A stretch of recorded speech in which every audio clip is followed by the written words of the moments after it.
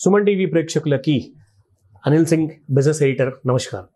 So ముఖ్యంగా మనం ఈరోజు ఈ ఎపిసోడ్లో ఒక చాలా ఇంట్రెస్టింగ్ ఫ్యాక్ట్, అసలు ఒక 100 రూపాయలు ఎటువంటి విలువనిస్తుంది ఆర్ ఆ 100 రూపాయల విలువ ఏంటి, ఈరోజు కరెంట్ సినారియోలో ఆ 100 రూపాయల విలువ కాస్త తగ్గింది, తప్పకుండా మనందరికీ ఆ ఐడియా ఉంది. ఎందుకంటే ఇన్ఫ్లేషన్ ఏదైతే డే బై డే ప్రతి ఇన్పుట్ కాస్ట్ అంటారు దాన్ని, ఇన్పుట్ కాస్ట్ ఎగ్జాంపుల్ మన దగ్గర కొనే ప్రతి వస్తువు కానివ్వండి, గ్రాసరీ బిల్స్ కానివ్వండి, అది రెగ్యులర్గా పెరుగుతూనే ఉంది. పెట్రోల్ ధరలు ఆర్ దీంతోపాటు డీజిల్ ధరలు కూడా రెగ్యులర్గా పెరగడం వల్ల ఆ ఇంపాక్ట్ అనేది ప్రతి కామన్ ఇండియన్ రెసిడెంట్కి తప్పకుండా అది టచ్ చేసే వెళ్తుంది.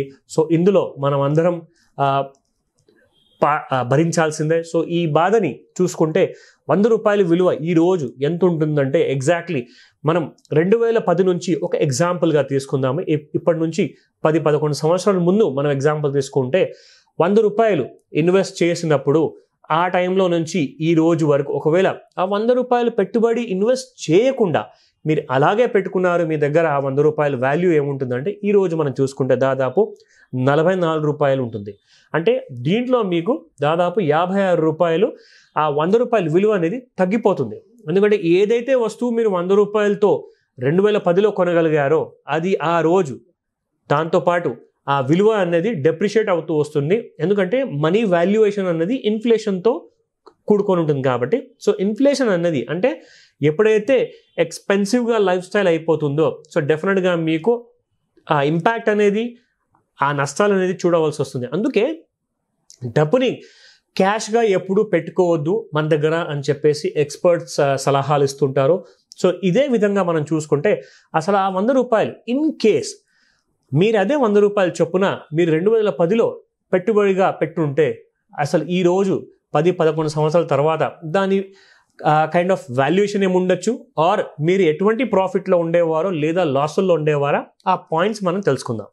సో ఫస్ట్ ఆఫ్ ఆల్ ఎవరైతే డబ్బులు ఉన్న వాళ్ళు 10-11 సంవత్సరాల ముందు కూడా కార్ అనేది ఫ్యాన్సీ, కార్ అంటే కంఫర్ట్, కార్ అంటే కష్టపడి పనిచేసే వాళ్ళందరికీ ఆ లగ్జరీ, ఆ సిడాన్ కానివ్వండి, ఎస్యూవీ కానివ్వండి అన్న ఇంట్రెస్ట్ అనేది ప్రతి వాళ్ళకి ఉంటుంది. సో ఇన్ కేస్ మీరు అదే కార్ 2010లో కొన్నప్పుడు 10-11 సంవత్సరాల తర్వాత దాని విలువ మీరు చూసుకుంటే ఈ రోజున అది డెప్రిషియేట్ అయిపోయేసి పూర్తిగా దాదాపు మీకు ఒక నష్టం అనేది వస్తుంది. ఆ డెప్రిసియేషన్ చూసుకుంటే ఫర్ ఎగ్జాంపుల్ మీరు ఒక 100 రూపాయలు పెడితే దాని విలువ ఈ రోజు మీకు 14 రూపాయలకు వచ్చేస్తుంది. అంటే దాని అర్థం ఏంటంటే దాదాపు 86 రూపాయలు దాని విలువ పడిపోతుంది నెక్స్ట్ 10 ఇయర్స్ వరకు చూస్తుంటే. అదే 2010లో కొన్న కారు నుంచి. ఎందుకంటే మీరు ఒకసారి రిజిస్ట్రేషనే కాదు, జస్ట్ మీరు షోరూంలో మీరు డబ్బులు పే చేశారంటే అక్కడి నుంచి డెప్రిసియేషన్ అనేది కౌంట్ అవ్వడం స్టార్ట్ అవుతుంది. సో ఆ 100 రూపాయల విలువ 14 రూపాయలకు వచ్చేస్తుంది according to the depreciation law. So ముఖ్యంగా ఇటువంటి కైండ్ ఆఫ్ ఇన్వెస్ట్మెంట్స్ అంటే జనరల్గా ఏంటంటే చాలా ఎక్కువ శాలరీ సంపాదిస్తున్నారు ఆర్ ఒక పెద్ద బిజినెస్ మెన్ ఉన్నారు, వాళ్ళకి ఒక కార్ అంటూ ఇన్వెస్ట్మెంట్ ఒక మీగర్ ఇన్వెస్ట్మెంట్ ఉంటుంది, ఒక minor kind of product buying అవుతుంది అంతే తప్పితే అదే ఒక middle class, upper middle class family వాళ్ళకి ఒక డీసెంట్ శాలరీ ఉన్న వాళ్ళు కొన్న తర్వాత ఆ పించ్ అనేది, ఆ నొప్పి అనేది మనకి తప్పకుండా ఈ 10 సంవత్సరాల్లో మనకు తెలిసిపోతుంది. ఎందుకంటే ఎప్పుడైతే మనం ఆ కార్ని సేల్ చేయడానికి సెకండ్ సేల్స్లో అలాంటి టైంలో మీరు విలువ చూస్తే ఫర్ ఎగ్జాంపుల్ మీ దగ్గర ఉన్న ఇన్వెస్ట్మెంట్ పెట్టిన కార్ ఒక 10 లక్షలు అయ్యి ఉంటే ఆ 10 లక్షల కారు కాస్త 1,40,000 వరకు వచ్చేస్తుంది. అంటే సో ఇటువంటి కైండ్ ఆఫ్ డెప్రిసియేషన్ మీరు ఈ 10 ఇయర్స్లో తప్పకుండా చూడాల్సి వస్తుంది. అది ఎందుకంటే మార్కెట్లో విలువ తగ్గడం వల్ల. సో రెండో ఆప్షన్ ఏంటో చూద్దాం, ఫిక్స్డ్ డిపాజిట్. ఫిక్స్డ్ డిపాజిట్స్ చాలా మంది ప్రిఫర్ చేస్తారు ఎందుకంటే దాంట్లో సేఫ్టీ ఉంటుంది. స్పెషల్లీ కోఆపరేటివ్ బ్యాంక్స్ కాకుండా, చిన్న బ్యాంక్స్ కాకుండా ఒక పెద్ద రేంజ్లో ఉన్న బ్యాంక్స్ కానివ్వండి ఆర్ పబ్లిక్ సెక్టర్ బ్యాంక్స్ కానివ్వండి, లైక్ ఎస్బీఐ ఉంది, ఇంకా చాలా వేరే పబ్లిక్ సెక్టర్ బ్యాంక్స్ ఉన్నాయి, ప్రైవేట్ బ్యాంక్స్ కూడా ఉన్నాయి, ఐసిఐసిఐ, హెచ్డిఎఫ్సి బ్యాంక్ ఇటువంటి. సో ఎగ్జాంపుల్ చెప్తున్నాను. సో ఇటువంటి బ్యాంక్స్లో మీరు ఒకవేళ 100 రూపాయలు మీరు ఇన్వెస్ట్మెంట్ చేసుంటే ఆ 100 రూపాయలు కాస్త 10 సంవత్సరాల తర్వాత ఈ సంవత్సరంలో మీకు అది కాస్త 242 రూపాయలు అయ్యేది. అంటే 242 రూపీస్ ఆ నంబర్ ఆఫ్ టైమ్స్ మీకు అప్రిసియేషన్ జరిగేది. సో 240 రూపాయల అప్రిసియేషన్ కూడా చాలా మంది కన్జర్వేటివ్ ఎవరైతే ఇన్వెస్టర్స్ ఉంటారో వాళ్ళకి చాలా ఇష్టమైంది అది, వాళ్ళు సేఫ్ ఫీల్ అవుతారు, వాళ్ళ ఇన్వెస్ట్మెంట్కి ఎఫ్డీలో స్పెషల్గా దాంట్లో ఇంట్రెస్ట్ చూపిస్తారు. సో ఇది ఒక కేటగిరీ ఆఫ్ పీపుల్. వేరే కేటగిరీ వాళ్ళు ఎటువంటి వేరే డిఫరెంట్ అవెన్యూస్ ప్రిఫర్ చేస్తారో అది కూడా మనం చూద్దాం. అఫ్కోర్స్ చాలా మందికి అతి ప్రియమైనది బంగారం. సో గోల్డ్ ఇన్వెస్ట్మెంట్స్ ఇండియాలో ఉన్నంత కన్జంప్షన్ మీకు వరల్డ్ ఓవర్లోనే లేదు. ఎందుకంటే India is known for it's culture. ఆ కల్చర్లో భాగంగా మనం బంగారంలో పెట్టుబడి ప్రతి ఇంట్లో వాళ్ళు, ప్రతి గైస్, మేల్ కానివ్వండి ఆర్ ఫీమేల్స్ కానివ్వండి, ప్రతి వాళ్ళు కూడా గోల్డ్ని ఫస్ట్ ప్రిఫరెన్స్ ఇస్తారు. అయితే గోల్డ్ ఇన్వెస్ట్మెంట్ మనకు ఎలాంటి లాభం లేదా నష్టం ఇచ్చింది ఈ 10 సంవత్సరాలు మనం చూద్దాం. సో ముఖ్యంగా చూసుకుంటే గోల్డ్ 2010లో ఒక 10 గ్రాముల బంగారం చూసుకుంటే అది 18,500 రూపాయలు ఉండేది, 18,500 per 10 grams. So in case 1 gram కొనాలి అనుకుంటే ఆ సంవత్సరంలో 1850 రూపాయలు మీరు కట్టాల్సింది. దాని విలువ ఈ రోజున మీరు చూసుకుంటే 2021లో మనకు దాని విలువ ఉంటుంది 269 రూపీస్, 269 రూపాయల వరకు. ఎందుకంటే ఫర్ ఎగ్జాంపుల్ ఇప్పుడు 45,000 పర్ 10 grams ఉన్న విలువ జూలై నెలలో 2021లో చూసుకుంటే 45,000 రూపీస్ పర్ 10 grams ఉన్న గోల్డ్ని 1 గ్రామ్ గోల్డ్గా కూడా మీరు కన్సిడర్ చేస్తే 4,500 అవుతుంది. సో ఈ 4,500 డిడక్టెడ్ బై 1850 మీరు చేస్తే అందులో అప్పుడు మీకు 2650 వస్తుంది బ్యాలెన్స్ అమౌంట్. సో అదే మీకు 265 to 269 రూపీస్ గెయిన్ అవ్వడము మీకు ఇది కనిపిస్తుంది అనమాట. ఇన్ కేస్ మీరు 100 రూపాయల చొప్పున మీరు క్యాల్కులేట్ చేసుకుంటే 2010 నుంచి 2021 వరకు మీకు ఆ రిటర్న్స్ అనేది కనిపిస్తుంది. 265 నుంచి 269 మధ్యలో మీకు పర్ 100 విలువ పైన మీకు ఇంత అప్రిసియేషన్ రావడం జరుగుతుంది. అది గోల్డ్ ఇన్వెస్ట్మెంట్ మీద. సో దీని తర్వాత చాలా అగ్రెసివ్ మోడ్ ఆఫ్ ఇన్వెస్ట్మెంట్స్ ఉన్నాయి. అంటే కాస్త రిస్క్ ఉంటుంది. రిస్క్ అనేది మీరు ఏవైతే రిస్క్ ఉన్న యావెన్యూస్, ఇన్వెస్ట్మెంట్ యావెన్యూస్ ప్రిఫర్ చేస్తారో ఆ టైంలో మీకు ఈ రిస్క్ అనేది పెరుగుతున్నప్పుడు అదే టైంలో మీకు రిటర్న్స్ కూడా పెరుగుతాయి. సో ఇది మీరు జాగ్రత్తగా చూడాల్సిన విషయము. So coming to the next point, ఒక 100 రూపాయలు మీరు రిలయన్స్ ఇండస్ట్రీస్ షేర్లో ఇన్వెస్ట్మెంట్ చేసి ఉంటే 2010లో అది కాస్త పెరిగి మీకు ఈ సంవత్సరానికి 2021లో 310 రూపాయలు అయ్యేది. అది ఆఫ్టర్ ఇన్వెస్టింగ్ 100 రూపీస్. సో 100 రూపాయలు మీరు ఇన్వెస్ట్మెంట్ చేశాక దాని విలువ 3 times పెరిగేది. అది మీకు 10 ఏళ్ల తర్వాత 300 రూపీస్ అయ్యేది.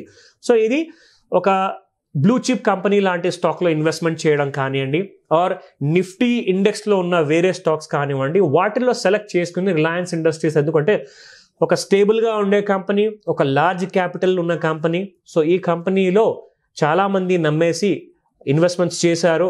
సో అది 1990 నుంచి కూడా చాలామంది చేస్తూ వచ్చారు. ఇన్ కేస్ మనం 2010 ఎగ్జాంపుల్ తీసుకున్నాం కాబట్టి, సో 2010లో ఇన్వెస్ట్మెంట్ చేసిన మీకు 2021లో 310 రూపాయలు మాత్రం ఖచ్చితంగా వచ్చేది. అది మీకు depending upon the graph chart మీరు చూసుకుంటే, హిస్టారికల్ చార్ట్స్ చూసుకుంటే మీకు ఆ క్లారిటీ వస్తుంది. నెక్స్ట్, ఇండియన్ స్టాక్ మార్కెటే కాకుండా చాలామంది పెట్టుబడిదారులు అది చిన్న పెద్ద కాకుండా వేరే ఫారిన్ మార్కెట్స్ అంటే చాలా మోజు చూపిస్తున్నారు అనమాట. అంటే ఆ డాలర్లో ఇన్వెస్ట్మెంట్స్ కానివ్వండి, ఆ నెక్స్ట్ జనరేషన్ టెక్నాలజీ కంపెనీస్ కానివ్వండి, వీటన్నిటిలో చాలామంది ఇంట్రెస్ట్ చూపిస్తున్నారు. ఇది ఒక ట్రెండ్, ఒక కొత్త ట్రెండ్గా రాబోతుంది ఇన్వెస్ట్మెంట్ సినారియోలో, ఎక్విటీ మార్కెట్స్లో. సో ఫారిన్ మార్కెట్స్లో specially US market highly preferred కాబట్టి ఒక ఎగ్జాంపుల్ తీసుకుందాము. లిటరలీ యాపిల్ ఫోన్స్, ఐఫోన్స్ కానివ్వండి, ఐమాక్స్ సిస్టమ్స్ కానివ్వండి, మ్యానుఫ్యాక్చర్ చేసే యాపిల్ బ్రాండ్లో ఒకవేళ 2010లో మీరు ఇన్వెస్ట్మెంట్ చేసి ఉంటే మీకు అది ఈ రోజున 2,630 రూపాయలు వాల్యుయేషన్ వచ్చేది. మీ యొక్క 100 రూపాయలకి 2010లో పెట్టుబడి పెట్టుంటే ఆ షేర్లో మీకు 2,630 రూపాయలు వచ్చేది. సో ఇది ఆ కైండ్ ఆఫ్ అప్రిసియేషన్, ఆ kind of gain in stock మార్కెట్లో, స్పెషల్లీ మీకు ఫారిన్ మార్కెట్లో ఇంట్రెస్ట్ ఉన్న వాళ్ళ కోసం ఈ అనాలిసిస్ మేము చేశాము. Next, coming back to Indian మార్కెట్స్లో రిలయన్స్ ఇండస్ట్రీస్ ఒకటే కాదు, చాలా స్టాక్స్ ఇన్ఫ్యాక్ట్ అప్రిషియేట్ అయ్యాయి. కానీ సిగ్నిఫికెంట్గా ఎక్స్ట్రా ఆర్డినరీ పర్ఫామ్ చేసిన కంపెనీస్లో మనం ఇప్పటిదాకా మాట్లాడుకోలేదు. రిలయన్స్ ఇండస్ట్రీస్ ఒక రీజనబుల్ రిటర్న్ ఇవ్వడం చూసాము. అది ఎక్స్పోనెన్షియల్ కైండ్ ఆఫ్ రిటర్న్స్ అని మనం చెప్పుకోలేము. కానీ ఒక ఎక్స్పోనెన్షియల్ గ్రోత్ ఉన్న స్టాక్ గురించి మాట్లాడుకోవాలి అంటే ఒక ఎగ్జాంపుల్ మేము చేసాము ఒక స్టాక్ పైన రీసెర్చ్. అది బజాజ్ ఫిన్సర్వ్. బజాజ్ ఫ్యామిలీ నుంచి వస్తున్న ఒక చాలా పెద్ద పేరున్న బజాజ్ ఫైనాన్స్ కంపెనీ కాకుండా బజాజ్ ఫిన్సర్వ్. ఎందుకంటే ఇక్కడ కన్ఫ్యూజ్ అవ్వకూడదు. బజాజ్ ఫైనాన్స్ అని ఒక స్టాక్ ఉంది, బజాజ్ ఫిన్సర్వ్ అని చెప్పి ఇంకో కంపెనీ ఉంది. సో ఈ రెండు కంపెనీస్లో బజాజ్ ఫిన్సర్వ్ గురించి మనం అనాలిసిస్ చేశాము. ఇన్ 2010లో మీరు ఒక 100 రూపాయలు ఈ స్టాక్లో ఇన్వెస్ట్ చేసుంటే, ఎగ్జాంపుల్ ఆ స్టాక్ కాస్త ఈ రోజున పెరిగేసి మీ 100 రూపాయల వాల్యుయేషన్ చూసుకుంటే దాదాపు 8,824 రూపాయలు అయ్యేది. లిటరలీ 8,824 రూపీస్ అయ్యేది మీ 100 rupees investment in the year 2010లో. అది ఫ్యాక్ట్. మీరు ఈ ఫ్యాక్ట్ కావాలి అనుకుంటే గూగుల్లో మీరు తప్పకుండా సెర్చ్ చేయొచ్చు, మీకు ఆన్లైన్లో అంతా ఇన్ఫర్మేషన్ దొరికిపోతుంది. ఎందుకంటే ఆ రోజున 2010లో ఈ స్టాక్ కాస్త 350 రూపాయలు ట్రేడ్ అయ్యేది. ఈ రోజున ఈ స్టాక్ 2021లో 13,000 రూపాయలు టచ్ అయింది, 13,000 రూపీస్ టచ్ అయింది. ఇది lifetime high prices. So ఇది ఇన్వెస్ట్మెంట్ సినారియోలో. సో దీనికి తగ్గట్టుగా మనం ఇంకొక 2 ఇంపార్టెంట్ పాయింట్స్ చెప్పుకుందాము. So compare to stock markets, Indian markets కానివ్వండి ఆర్ ఫారిన్ మార్కెట్స్ కానివ్వండి, మోర్ ఇంపార్టెంట్లీ బిట్ కాయిన్ అనే ఫ్యాన్సీ చాలా యంగ్ జనరేషన్స్కే కాదు, ఈవెన్ ది ఓల్డర్ జనరేషన్ కూడా ప్రిఫర్ చేయడం మొదలుపెట్టాయి. సో ఇది చాలా ఇంపార్టెంట్ విషయం, బట్ రికమెండేషన్ మాత్రం కాదు. ఇది చాలా రిస్క్తో కూడిన పని. సో ఈ విషయం మన అనాలిసిస్ అండ్ ఇన్ఫర్మేషన్ కోసం మాత్రమే. సో ముఖ్యంగా మీ డబ్బుకి మొత్తం హక్కు మీ దగ్గర ఉంటుంది కాబట్టి మీరు నిర్ణయించుకోండి ఎటువంటి యావెన్యూ నెక్స్ట్ 10 years వరకు, ఎటువంటి investment scenario, any asset class కానివ్వండి, అంటే అది stock market, gold, bit coin లేదంటారా ఈవెన్ ఫారిన్ స్టాక్ మార్కెట్స్, ఎటువంటి ఏరియాలో మీ డబ్బు సేఫ్ ఉండొచ్చు అన్న ఆలోచన.